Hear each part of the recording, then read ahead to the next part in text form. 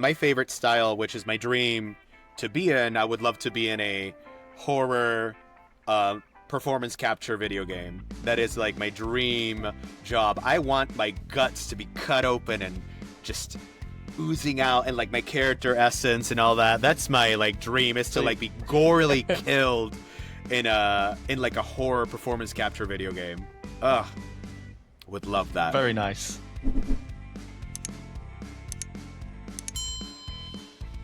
Welcome to Side Quests and Save Points, the podcast where the main quest is on hold and side quests are untracked. The only thing more broken than the battle system is my ability to keep a conversation on track. Today's side quest features Javier Prusky, voice actor for Bakool Ja Ja in Final Fantasy XIV's expansion Dawntrail. That's right, we've officially got someone on the show who's canonically cooler sounding than we are. From behind the mic to deep into the dialogue tree, Javier brings the kind of vocal energy that makes you want to re-roll your character just to talk to the NPCs all over again. So grab a drink, skip the cutscene just this once, and let's get into it. Welcome to your save point. Let's start this side quest. Hello, thank you very much for joining me today. It's a pleasure. It's a pleasure. Thank you for having me. And now this is where I'm gonna. I should have asked this beforehand. Did I pronounce your name right? You know, Americans pronounce it Javier Prusky. That's how most people have pronounced it. How is it supposed to be pronounced? Well, my full name is Javier Prusky Greenberg Seferman Weisman. I'm the Latino with 5 different names, as well many Latinos do. That's impressive. But technically, I guess my first 2 names would be Javier Prusky. But of course, I'm not gonna force anyone to roll their R's and themselves completely like that. So. Yeah, this is something that I tried to learn to do when I was younger, and it never happened. So I gave up learning. Well, I think I'm okay with people not, because it's so interesting when people switch quickly like that. It's always funny for me when I hear someone go, "Yeah, when I spent my summer in Barcelona," and I'm like, just say Barcelona, geez. Just, you don't need to. Like, well, I lived in Paris for a while. I went to clown school in Paris, which we can piggyback back on that later on. But when I like finished clown school and came back to the United States, I remember going to like places and going, yeah, can I get a coffee and 1 croissant, please? And I'm like, please don't do that. And I'm like, in third person, I'm like, don't do that, Javier. Just don't be that person that goes croissant. Excellent. Yeah, so obviously the big role that you've become known for is Bakool Ja Ja. What are you talking about? But you have also done some work. I had a quick flick through with Bethesda for Fallout 76 as well. Yeah, I have worked with Bethesda on Fallout.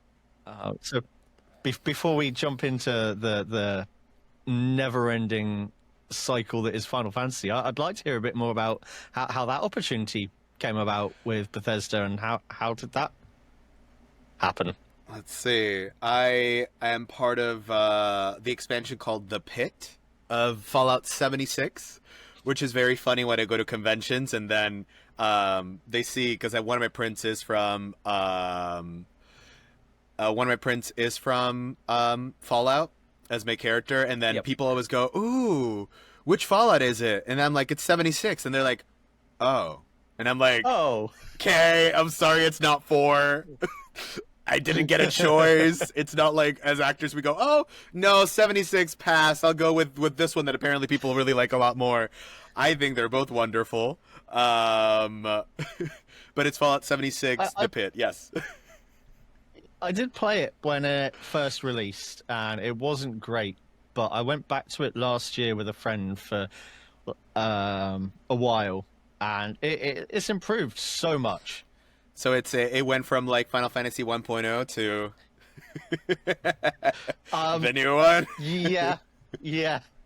Saying that, though, I didn't have an issue with 1.0. I was playing it back then, and I was enjoying it. I just hear stories. I barely started playing, what was it, November? I barely started my journey in November, so I have no real opinion about 1.0 because I have no idea Like, and I wasn't in the era of playing 1.0 when it came out.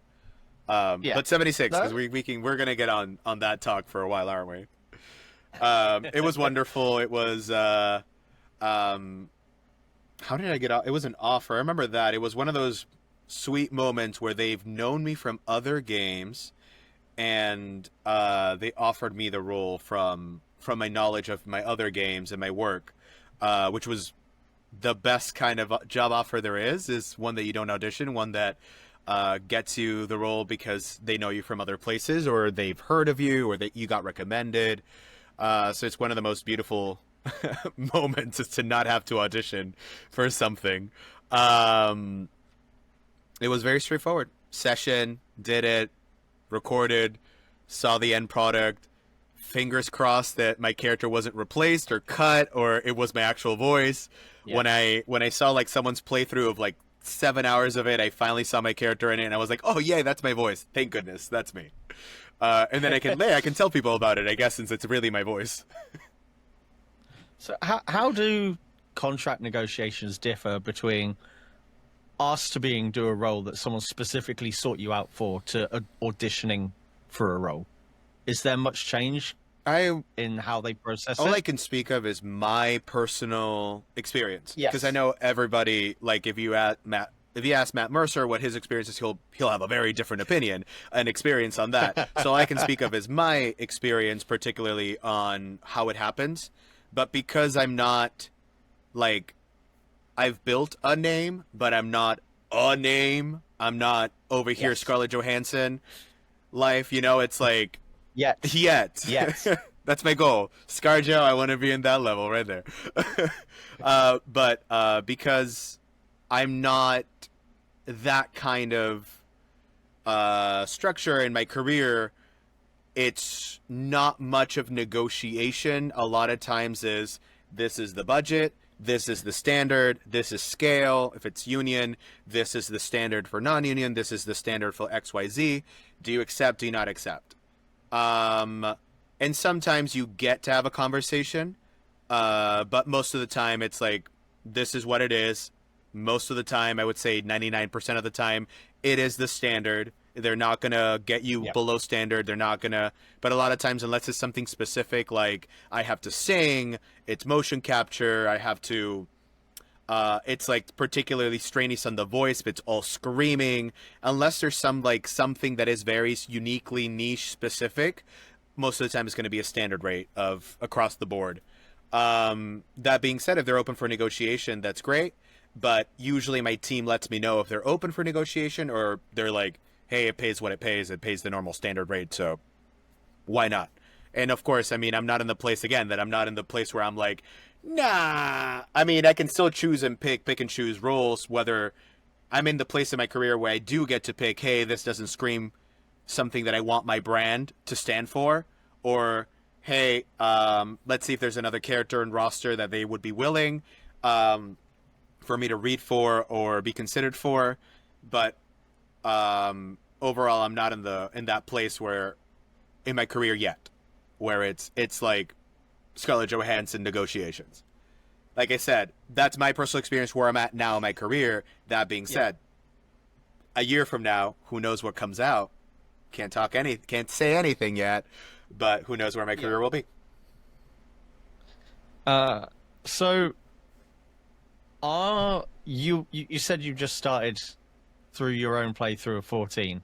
Are you a gamer in general as well, or has that just come about because you've taken part in the project? I'm a gamer. I've never played a multiplayer online. I've never played an online game in my life.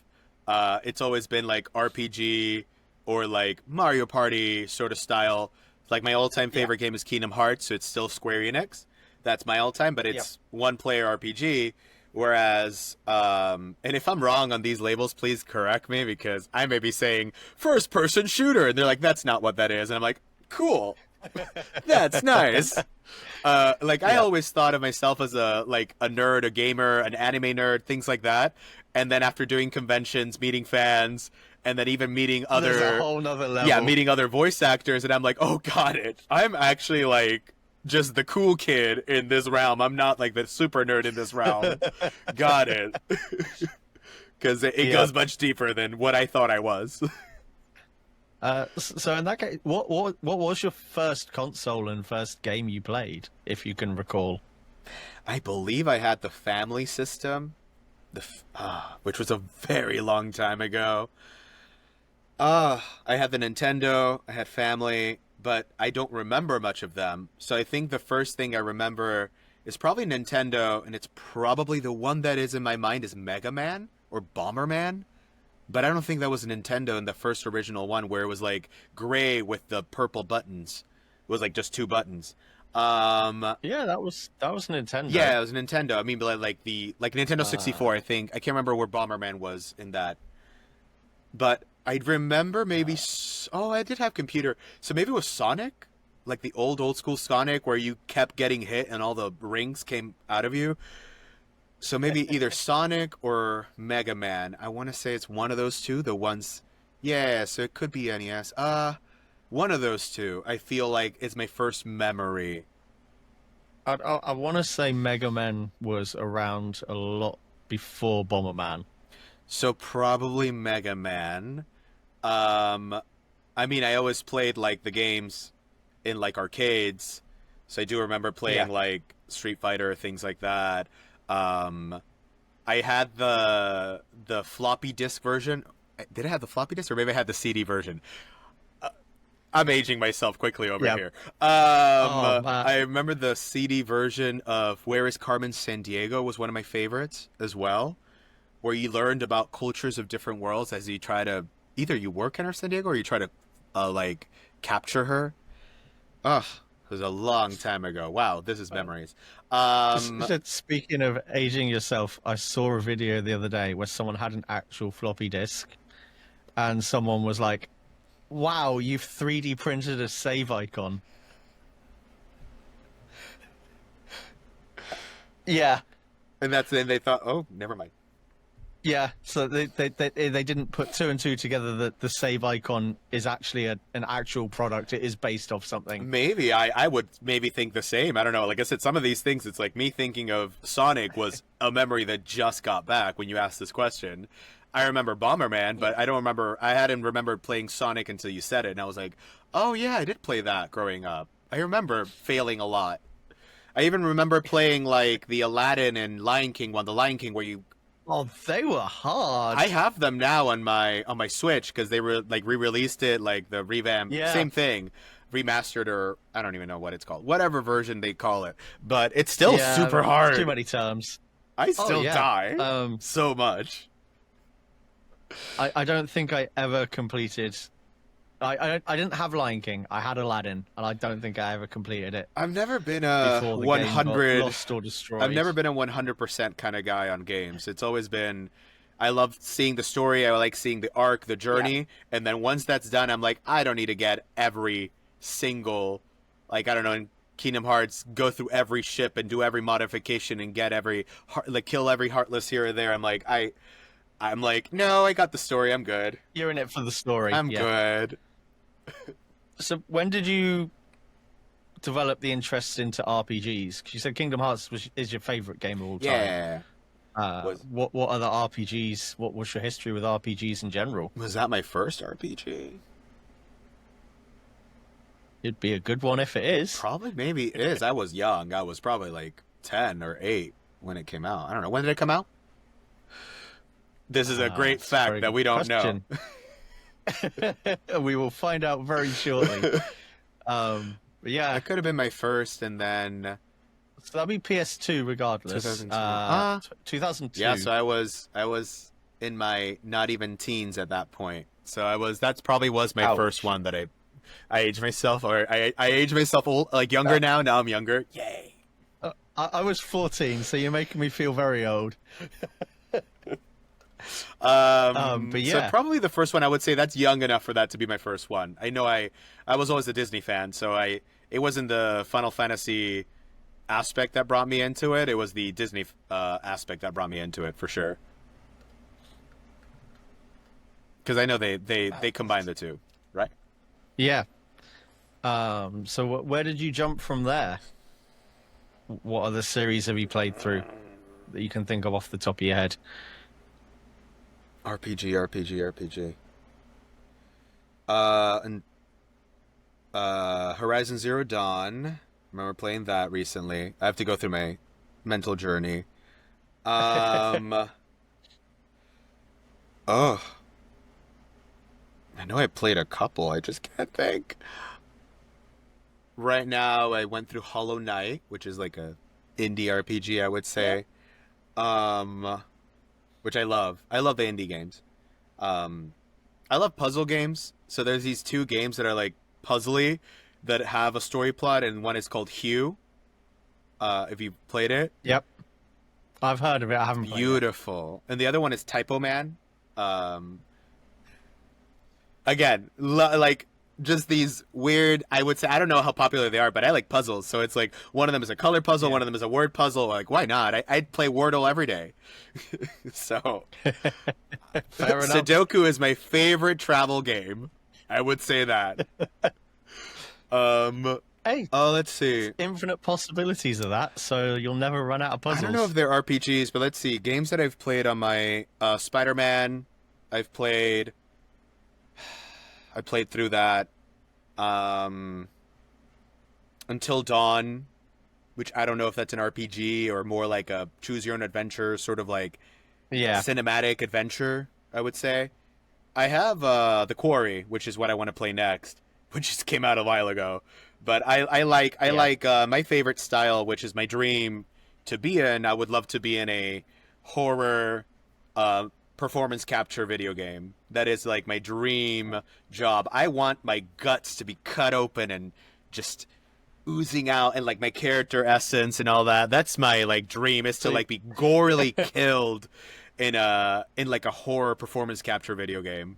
Ugh, would love that. very nice. Um, I'm thinking about what I have on my right now on my I have a PS4. Hogwarts Legacy I played, which we won't touch subjects on that. Um, But as a game, it is a good game. um, and then I would say, I mean, I don't think they're RPGs, but always like the party games like Mario Party, Mario Kart, Yeah.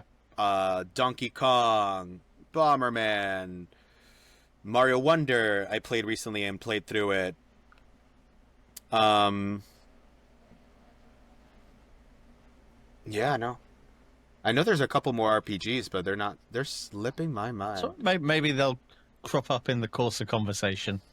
I just have I had a lot of time, I think, during the height of the pandemic, to go back to gaming.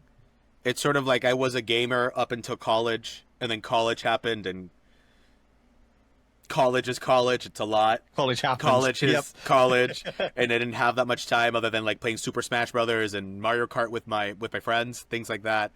And then after college, I kind of went straight into the workforce. So I didn't really have time. And then the pandemic happened, and then I was like, oh, cool. I have so much free time. And I can't see anybody because I have to be quarantined the entire time. So I kind of took on gaming again, and it's sort of now it's like an on and off journey, I would say, as much just because like I haven't played Final Fantasy XIV since like probably February at this point. I haven't picked it back up. It's daunting. It's more like I like playing it when I stream. I like playing it with fans. I love like when they're there, when they're like in the world with me and help me and do sparkles and cheer me on and because I'm so bad at it. When I die 10,000 times and they revive me the other 10,000 times because I keep dying. So I like that. So it's finding, and all that takes time. I don't know if you're also a streamer. It's like that, like it takes time to do a stream. It's like hours of work and doing all that. It's like it's also a job. So it's right now. It's like I'm in my era of working a lot in voice acting, which is a privilege and an honor to keep doing this. So it's like that's most of my time. And then outside of that time, I still have, relationships, friendships, family. It's like I have like my physical world stuff that I still want to have a balance of. Because for me, it's important, which we can get onto a conversation. For me, it's like I always tell people, I love my job. My job is voice acting. I love what I do. But at the end of the day, it's my job. It's my career. It's not my life. Yes. My life is that plus all of these other things that make up my whole human being. And I want to make sure that I balance that out. It also helps me not burn out so much. But like sometimes it's like super heavy in my job and my career. There's a week where I had to like go like do 5 different projects in voiceover. I was just running around, plus the 70 plus auditions they send me every week, which again, not complaining to that extent. It's a lot. But so I'm like, cool. So that week it was like, let me cancel my friends' activities. Let me cancel a lot of things. Yeah. I have to. Sometimes your job takes over, like every other job. Sometimes, like you work and you're like, oh, this week is a heavy week for accounting because it's the end of the quarter and they have to blah, blah, blah, blah, blah, XYZ. So it's like, it happens like for us too, where it's like a busy season for us. And we're like, cool. My other life is put on hold temporarily because there's just work I have to do. And thank goodness most of the time I at least enjoy what I do in my career. Most of the time. Yeah. I mean, everyone has rough days at work. It doesn't matter what you do. So you have the distinct, I was going to say privilege and honor, whether that is or not, you'll have to let me know at the end of the episode, of being the first voice actor I've had on. Oh. So you get to trial run my voice actor segments. Oh gosh. All right. So I'll get your opinion afterwards, and then if we don't think it should air, none of this will happen, and no one's going to be any the wiser. And now, guys, we cut to the next segment. I'm sure it'll be fine. So yeah. So this one's called Vocal Theft Auto. Oh gosh. If you could borrow one vocal trait, accent, or unique talent from another voice actor, who would you pick and what would you use it for? That's a great question. Never had that question ever asked in my life. So, once one comes in, it'll be my instinct first thought. Will it be like the one that I really want in the end? No, but I'll go with whatever my first instinct tells me. So far, nothing's coming to my mind because there's so many. A vocal quality from an actor. What is, for me, it's like when my mind goes, it's like who has either playing it or watching it has gone and affected me emotionally, because that's always what I want to borrow is how do they affect me emotionally and shift me as a viewer, as a player. And I'm like, what is a game or what is a performance that just like completely shifted me? Because this does not have to be limited to games. I know, yeah. No, I know. Like my immediate thought is always Yuri Lowenthal, because I admire that man is iconic. Sasuke, I'm such a Naruto fan, so that's like where my like immediate like response was anything that Yuri Lowenthal does, or like being able to be 50 years old and still play a 16-year-old Peter Parker. That's a great quality to have. However you're able to do that. I don't know if he's 50. I don't want to age him like that. Maybe he's in his 40s. Yeah, one of those two is definitely true. Well, it's like Nancy Cartwright still voicing Bart Simpson, and I've got to say she's got to be in her 60s now. I mean, yeah, having that. I want to pick a specific quality because I don't want just to say a performance. So who had what is a specific moment and a specific quality of someone?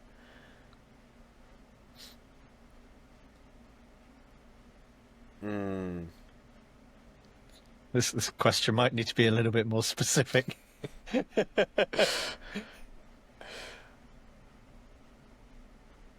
I mean, there's so. We can come back to it. I know, We can always... there's so many examples. I'm even thinking like, I'm like, my mind's going Tina Belcher. My mind's going like Linda Belcher. It's going into that land with like you being able to do gender bending and to the point of like being so natural and funny and still being reality of like particularly Linda Belcher, and they do that. Oh, it's like performances that are brilliant, but then what is the quality of it that I want to bring to my work? I guess I would go, it's like one thing that like I feel like Yuri Lowenthal does is bring that raw emotion and bring that raw aspect of purity into his work, which I love doing that myself, but I don't think it's something I don't do, because I feel like I do that, maybe not to the amazing talent that he is, but I do my version of bringing that.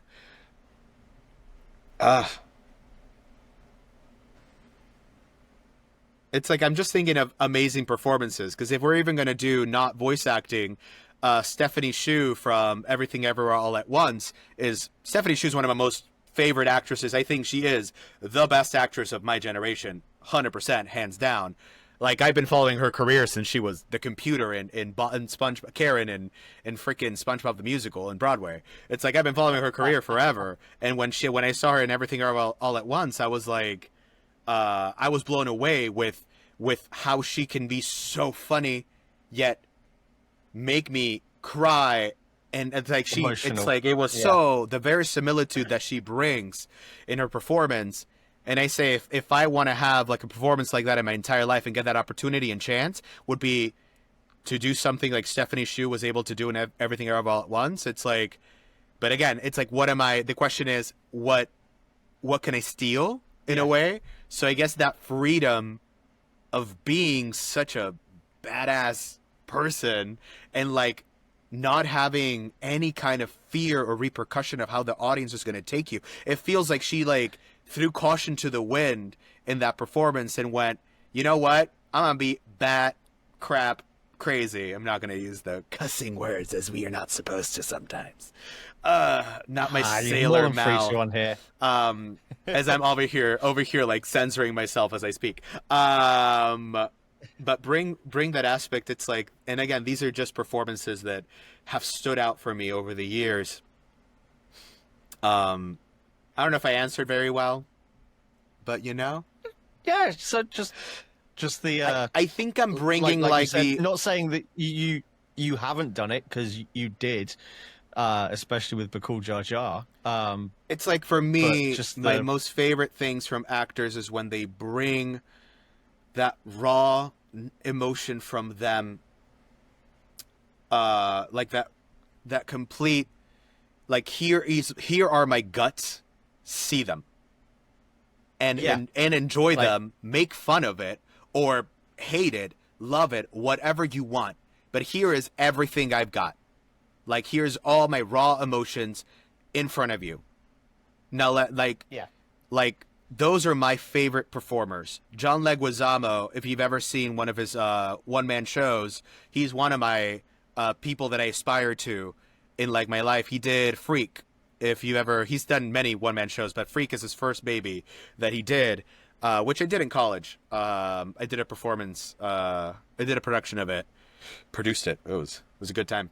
But it's like, it's just an unapologetic, hey, I'm Latino. Here's the flaws of my culture. Here's the flaws of myself. Here is my life story.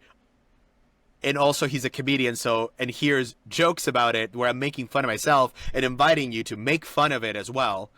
So I feel like that's always what I search for, but also that comes from my training in clown, because a clown is, everyone thinks a clown is being funny. No, a clown is finding the thing you hate the most and the thing you're most ashamed of yourself and the thing you don't want people to find out about yourself. Now, find that, the thing that makes you the most scared. Now, put it out to the world, magnify it 10 times, and let them ridicule you about it. That's what clowning is. Yeah. I mean, and it shows how messed up in the sense of like, it's scary, and it shows what the repercussions of that has on actors. Point being, Robin Williams, a really great example of that. Point being, all these amazing clowns Johnny Depp comes from clowning. Helena Bonham Carter, Sacha Baron Cohen. The school I went to in the school I went to in France is the same school that Johnny Depp, Sacha Baron Cohen, Emma Thompson, Helena Bonham Carter all went to. I studied under the same clown teacher as them. So it's like, again, not in that level whatsoever in clowning and in talent yet. But that's sort of my training was like that. So that's kind of like what I want to bring in my own performances, but what I love when other people bring in their performances. Fair enough. That was long-winded for like, one freaking question in the segment. Hey, it works. It works. It answers the question. And it's a very valid point because there are a fair few, not just games, but there are a fair few games out there that are voice acted, but you can tell it's just someone reading off a script and there's been no emotion put behind it, whether that's a direction fault or whether that's literally just what they were told to do. I can't say. I wasn't involved in the process. Yeah, coming from the process on my side, it can be any of those things and many more. It's like, it could be everyone doesn't care, one person doesn't care, one person cares too much, but then gets freaked out and into their head and they're not able to deliver because of it, because they're so in their head about it. It could be the time. We don't have time to get to this point because time is money in my field. So like, you have this amount of time to deliver this, figure it out, sort of thing a lot of times. So there's a million, and some actors, I've heard it from fellow friends who are directors and things like that, that then I always get complimented that I read, which I always find a weird compliment to get, is that I come in and I've read my script beforehand and I've made choices beforehand. If I get the script, sometimes we don't get the script at all. It's like super secretive and they won't send you the script. But I always get complimented that I read my script beforehand. I come into the session and I'm like, I'm confused. You're paying me for this. This is my job, and I want to do the best I can do in this job. Isn't everyone doing this? Like, isn't this the common sense? And that's when they go, no, you'd be surprised how many people, this is their first time reading the script is when they perform. Wow. And there's such a thing as natural talent, of your first instinct and all that. But there's also such a thing as, I feel like that's a little lazy or you're uncaring. It's like, I'm just not in that mindset. I'm all for, don't overread it, don't over-prepare. I don't over-prepare. But I still want to read my script so I can track journeys, track arcs, get intention, get tactics. These are all these acting schmacting terms that we do. But I come from I have a BFA in my career. Like, I have a BFA in acting from Syracuse. Like, I am one of those actors that come from training, like very heavy training in acting. Like I went that journey. There are those actors specifically, I would say, for anime and voice acting that, they just went out. They're like, I'm going to try it out. And then they did. And then they learn on the job. And then they learn like the practices and all that on the job itself. That just wasn't me. I learned it. I went to I did the whole traditional route, I would say. Yeah, which is not as popular anymore. So how did the opportunity to be in 14 turn up? Was that one you auditioned for, or was that one you were sought out for? No, that was one I auditioned for. And so talk me through that process then. I tell this story before. I'm always like, am I allowed to talk about this? The specifics that I talk about. And then I'm like, well, I said it already and nobody has said anything. So I guess. Well, if they haven't made you sign an NDA on the specifics. I don't think so. NDAs are long. NDAs are like, all these contracts are long. Thing of the past. I get lost. There's so many verbiage, and I feel myself like that I am actually decent at reading a contract. Obviously, like most of the time I read it, and then I'm like, to my agents, I'm like, yo, anything that I may not understand that you need to point out or flag right now, they're like, nah, it's good. We already did all the flags already. So I trust my team to do their job. Like I feel my team is a great team, so I trust them to be able to deal with contracts better than me. but I still read them myself, as you should. Everyone should read their contracts. Everyone should read everything they sign. We all saw that Black Mirror episode with the Netflix. But anyway, my audition process. I was a backup auditioner. Originally, I did not get an audition for the project. So I was not in the first round in the sense of like they were seeking authentic representation heavily, specifically because it is Latino inspired land. Yep. Gonna say you can't really have authentic representation of a lizard. The inspiration of the world. They did audition lizards. The gecko came in. He apparently didn't land. He doesn't have the training that I did. So I mean, like, it was a really tough call. It was like neck and neck. So the gecko from that car from Geico was like neck and neck. Me and him were like, oh, who's gonna get it? And at the end, they're like, oh, it's just he's less authentic because he's a human being, but he does really do good acting. So let's give it to him instead. So they were looking for a lot of bigger names, I would say, in the beginning. And they still got some big names in there, specifically in anime and video games. And I wasn't as well known at all at that time when I auditioned for it. I was still pretty much a guppy, I would say, a little bit, like a guppy minnow turning into like a little. Do. I'm not gonna do the song. That's what came into my mind. Anyway, now I have Baby Shark stuck in my head. Thank you. Of course, that's great. Excellent. Great. So does everyone else at this point now. All right, guys, let's start it. That's the rest of this episode. We're gonna do just this the entire time. So somebody dropped out. Somebody couldn't make the audition last minute. I got an email like 11 o'clock at night, the night before the auditions, because they were wanting to do in-person auditions for the leads, at least. Yeah. And then my agents reached out and they're like, hey, we did pitch you, they didn't pick you, but now apparently somebody dropped out last minute, and they were like, hey, does he want the spot? And I was like, to audition. And I was like, it's 11 o'clock. I think the audition's at 9 o'clock in the morning. And I'm like, I guess. Sure, whatever. I got nothing to do. I was like, I got nothing to do tomorrow at 9 other than, I guess, do this. So, yeah, sure, I'll do it. So I went in person. I did not get my script at all until about 3 minutes before I went in. And I actually did not audition for Bakool Ja Ja originally. They called me in for Bakool Ja Ja. Oh, that's who I auditioned for. So that's a turn.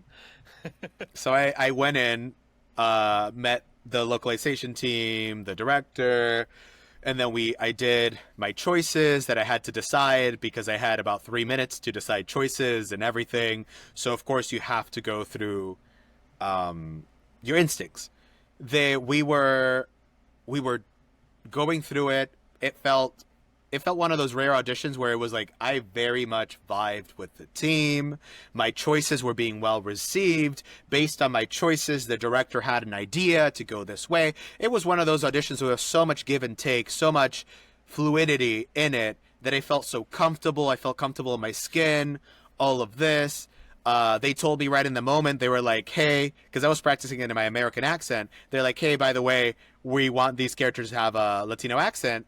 And I'm like, okay, well, I got to switch it on like that. I don't have time. They're like, do you need a minute to prepare? And I'm like, no, I've done Latino accents my entire life. That's one of my specialties is tackling my Latin accents. My accents are always inspired by my parents, by my mom, by my dad. I'm a Generation Zero American technically, because I'm not from this country. So my kids, if I have some, I guess they'll be Generation One, I guess, or is that maybe that's the term? But the technicalities of it. But I'm born and raised from Uruguay. I'm from Uruguay, very small country. So my whole family has accents except me because I came early enough and I already knew I wanted to be an actor. Since I was 3 years old, I've wanted to be an actor. It's the only thing I've ever wanted to be. It's the only thing I ever pursued. I already knew early on I wanted to neutralize my accent as much as I can, just because it'll give me more versatility in my career to be able to switch back and forth. So I went in, and then I did the accent. Then it was just great. And then it was supposed to be a 5-minute audition. We're about 15 minutes in, like just like for Bakool Ja Ja. By the way, we haven't even touched anything of Bakool. And then I was like, and then they were like, wow. They were like, yeah, you were so good. Like, we loved it. And I said, I loved you guys.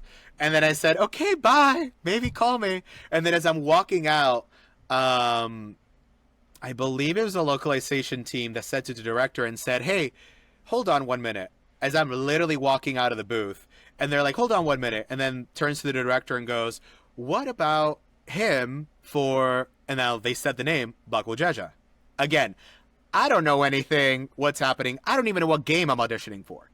All I know is that I thought it was an indie game. Because I was like, okay, cool fantasy game. I didn't even think it was a big game. I was like, okay, cool, I'm auditioning for this indie game. Awesome, that's great. I don't know. I don't recognize any of the names. I don't recognize, because I'm not a Final Fantasy player. Even, I'm like, I know. I was like, I'm just auditioning for, I asked like what the style it is. They told me, oh, it's high fantasy, it's this and that. I'm like, well, it's fantasy, this and that. I'm like, okay, cool. I understand the concept. I understand the world a little bit. But of course, I'm never going to ask what game is it in the audition, because that's just not great etiquette to ask that. I say in a session, you can ask it. And if they say no, you just shut up and keep going. And then as I'm walking out, they're like, what about Bakool Ja Ja? And I'm like, I don't know what's happening, because I'm leaving. And then they're like, yeah, hold on. And then like, okay, cool. And I'm like, why not? I'm like, they want to hear me for another role? Why not? And then I go back in and they're like, okay, so here's this character. I don't see a picture. All I know is that he does have two heads. All I know. So he has a split personality. They do tell me that. So I know that I needed to do 2 voices. So I'm seeing the lines for the first time ever, the audition. And then they describe him, and then they're like, okay, so this is a 30-year-old version. And I'm like, well, I'm close to 30 at this time. I'm like, this makes more sense for me. Why am I auditioning for a 60-year-old?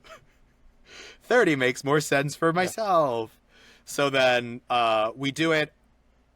At this point, I do the audition. They're loving it. I'm loving the character. I'm loving my options. I'm loving the choices. They're loving the choices. All this thing. It was supposed to be a 5-minute audition.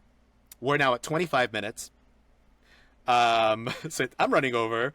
They probably have like 4 other people already in the waiting. And then eventually, at some point, the engineer goes and buzzes in and go, hey, so there's a couple people like really late now for their audition. I think we got to wrap it up. And then they're like, oh, we lost track of time. And I'm like, all right, well, if you want to call me. Bye, peace, bye. And I didn't hear back for a long time, actually. It wasn't immediate. I didn't hear back for over a month.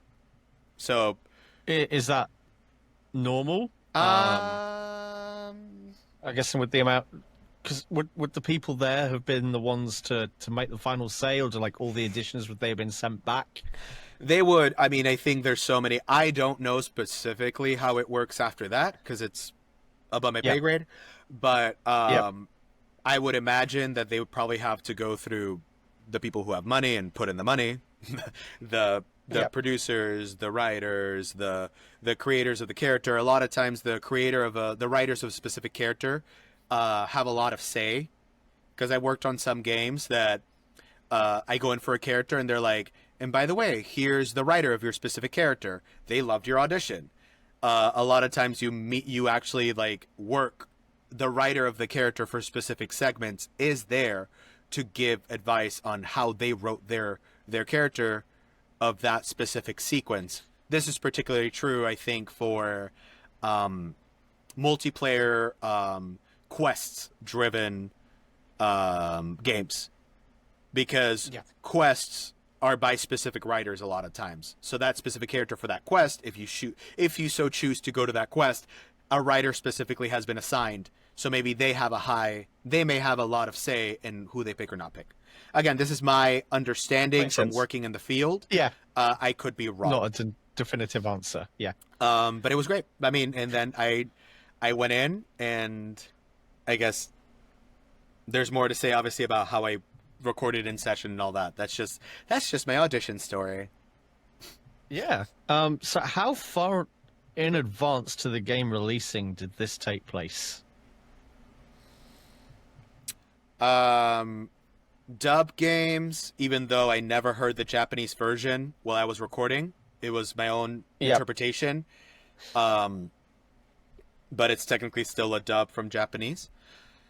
Even though, like I said, it's like all the dub games that I've played, like I've done Genshin, I've done Reverse, 1989, which are Chinese companies. But any dub game, particularly most of the dub games I've done, they're treated as their own entity of the language. And the only things that really get dubbed is like specific cutscenes, because they just have to match those mouth flaps. Like that gets treated like an anime dub, but beyond that, it's sort of like easy mechanics to change mouth flaps, or I don't know if it's easy, but they just tell me they're gonna match my mouth flaps based on my performance. So then I'm like, cool. So it's treated like a normal video game, like an American video game that way. So, but particularly, I would say my experience from foreign country started video games, they have a very short turnaround. So I think it was like 6 months from when I recorded to when it was released. So it was a pretty short turnaround. Whereas Far Cry for me was 3 years. So, because that's an original American one. Yeah, so it Dawntrail got released in July of 24, so you're recording early that year, late last year to the year before. That's impressive. It's the turnaround is really quick, I think, for most of the time. Genshin, Reverse, and I'm thinking about any other dub video games that I've done. I guess Watcher of Realms is dub, but it's more of a fighting game. But Watcher of Realms was also pretty quick. It was like 4 months, 3 months. So I would say probably the dub ones are the ones that are based on other countries originally, have a tighter turnaround. I would imagine, I don't know, actually, I've never been on Zelda or anything like that, any kind of like games from that franchise. Nintendo. I've never been in a Nintendo game, so I don't know what their turnaround is, since they also have and also it's different for RPGs. I think RPGs take longer, even if the original is. Yeah. As we know, Kingdom Hearts took 99 years for it to come out. The second and third. When the fourth one comes out, I'll probably have grandchildren. And we won't talk about Elder Scrolls 6. No, because I don't have any information on it. So. Oh man. So yeah, when you got the call back and you said, "Here, would you like the opportunity to play this character?" How much of that, like, were you given the entire story all in one go? This is your entire character arc, or was it sort of done in segments? Because there is the obvious twist and turn there. No clue what you're talking about. Is it easier for like redemption arcs and stuff? Is it easier to have all the information to hand, or is it easier to be fully immersed in the bad before you get the good to make it more authentic, if you know what I'm trying to say? Different actors will have different ways of going through it.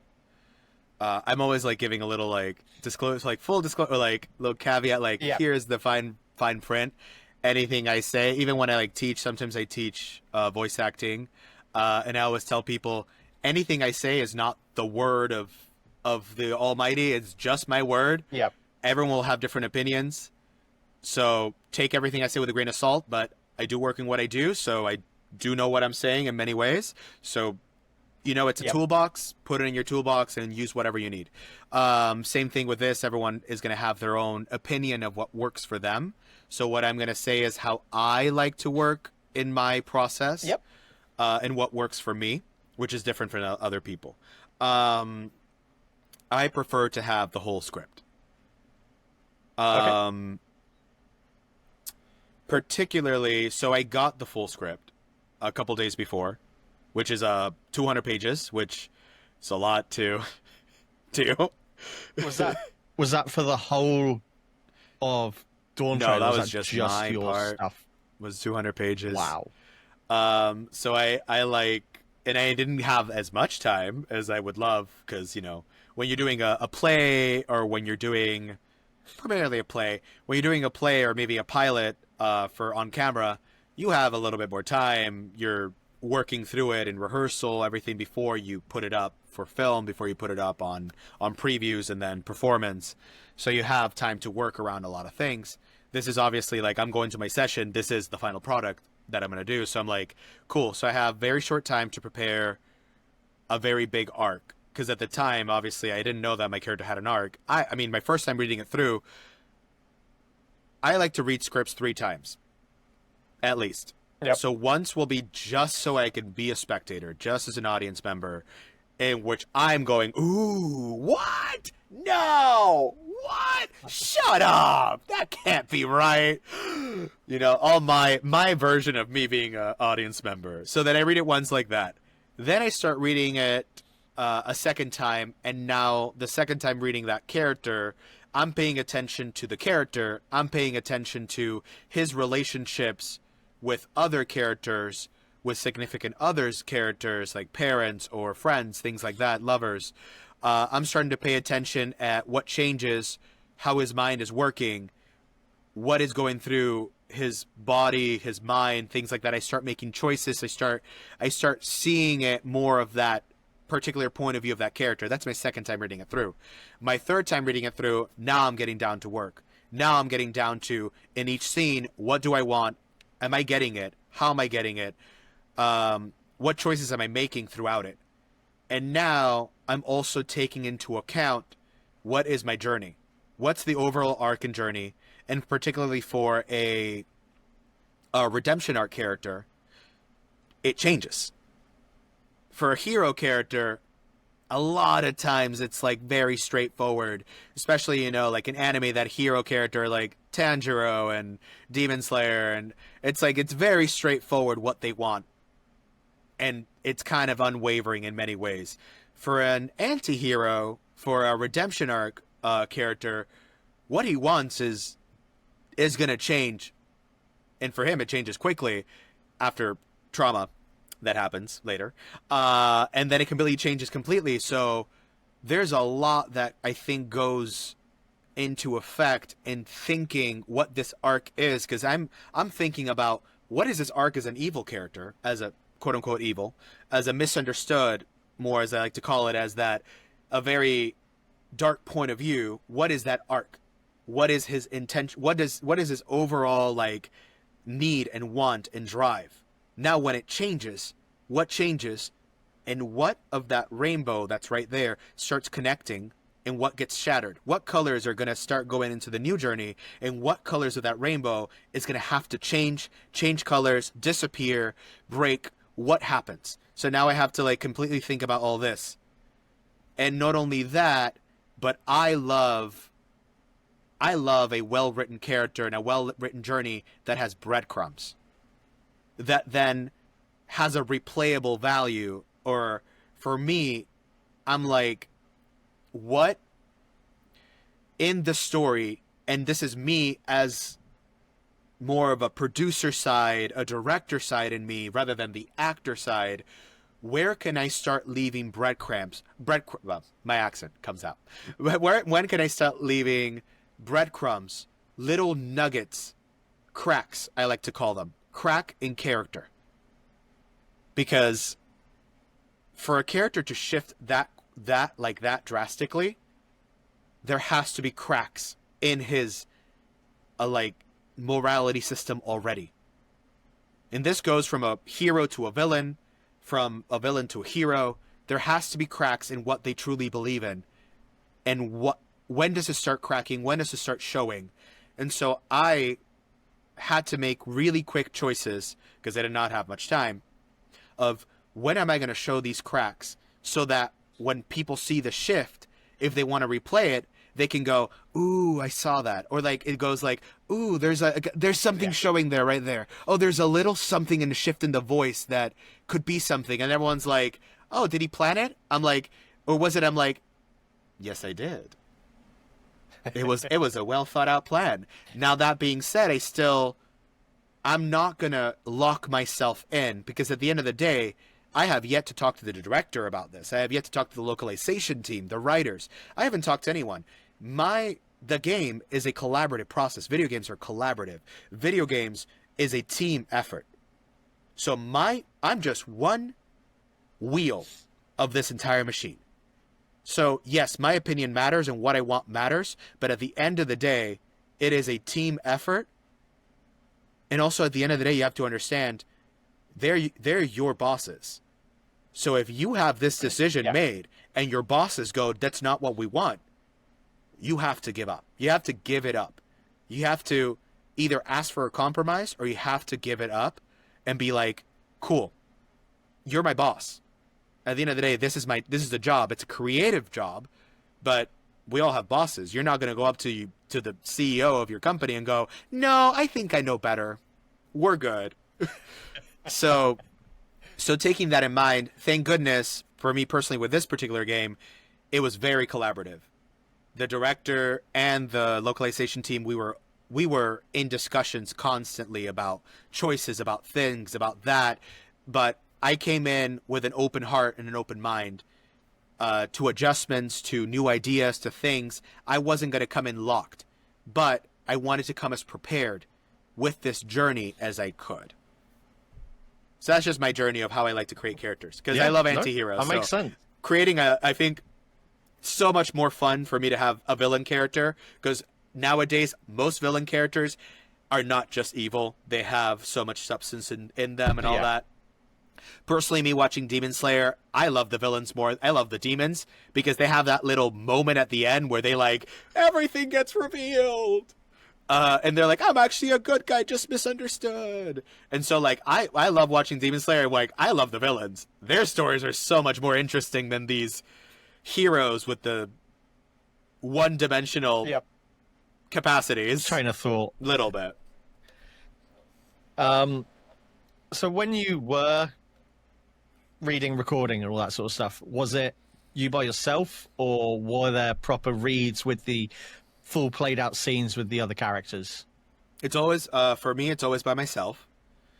And, but by myself, meaning the director, the localization team, the engineer are always in the room. Well, always in session as we work on it for this game. Sometimes you do solo work. I did a PBS series where I just recorded. It was like beautiful puppetry series, beautiful series, but I literally just recorded my lines by myself, made all the choices myself, and then they came back with a little bit of feedback. But other than that, it was always just my decision of where this character is going to go. So I mean, everything is different, but this one was that. The only times I got to play off a different actor or character is if whoever recorded, is if the other actor recorded previously to me. Because then they have the select. They have the line they want. They have the performance. So then I can ask and be like, hey, can I hear... I see that you guys recorded this actor. Could I see what they did and then play into it? So I know one of the stories that Sina Breyer, who is Wuklabat, talks about a lot is when I recorded the cenote scene, the emotional arc, the emotional tragic backstory, my version is so different from the Japanese version that what she always says is she had to come in to a new session to re-record her lines because my performance was so different than what anybody the director, the writers, the localization team anticipated my performance to be. It was such a different take, such a different journey. And they were like, we love this journey, we're keeping it. We don't want, like, what you did, your choices is something that we never thought was possible with this character, and we love what you did. So they weren't going to touch it. So that they said is, we need to bring back our lead to re-record, because now it makes no sense. This interaction is not making sense. That has got to be one of the highest compliments you can get. Oh, yeah, absolutely. And of course, I mean, like, I was like, Cena, you're welcome. You just got paid for another day of work where you didn't think you were going to get. You're welcome. So I was like, hey, Cena, I helped you pay your rent. Why not? I'm kidding. I mean, I'm not kidding, but I'm also kidding. No. I always love it when somebody, like, oh, we forgot this one line. I'm like, please, tell me. That means I get another day of work. That means you're paying me again. Please. I like my rent being paid. So just gonna segue into another segment here. Oh, wait. But you said playing off, right? Yeah. The other thing, the other thing I did get to play off, because I recorded all of Mighty first and then went back and did Mystic. When I was playing Mystic, because they talk to themselves mainly.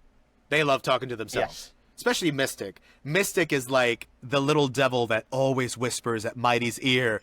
It's like, I see him as this, like, conniving, like right here, be like, brr. Like, I feel like it's like Pinky in the Brain, except Pinky is, like, actually, like, this tough person, not a doofus. Pinky. I mean, Mighty is a little doofusy, but it's always, like, this, like, little, like, thing that just whispers all, like, gets into your little brain and everything. And that's how I feel about Mystic, which I love. I love a sniveling, conniving one.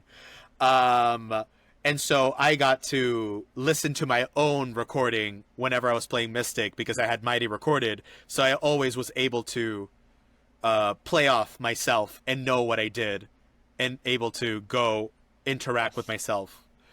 Which is funny, because when the game got pre-released, I was a little troll on Reddit because I was just curious.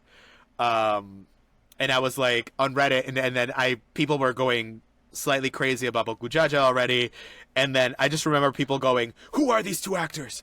Oh my goodness, like Mystic!" And then they were like saying, "Mighty sounds like this person," and these really famous actors. They kept like, I was like complimented. I was like, "Wow, all these famous actors, they keep referencing me. Like, I'm awesome. I'm just not that." But they're like, "Oh yeah, Mighty must be this one. Mystic must be this one." And then somebody goes, "Well, I don't care who they are, but whoever they are, they gotta be." I'm over here like typing, like as if I'm like over here in Reddit. I'm like, this is the person typing, and I'm like, the person goes, "Well, whoever these two actors are, they should work together in anything they do because they're magical together." And I'm like, and I'm over here like, okay, this is great. I'm like, thank goodness it's good reviews. Woo! I don't perform what I do because I want good praise or good reviews. That's always a bonus. That's always a wonderful thing. Yes. But I do what I love. Let me plug in my computer. It's low on battery. I thought I had you plugged in the entire time. Technical difficulties. Thank you so much. I act because I love what I do.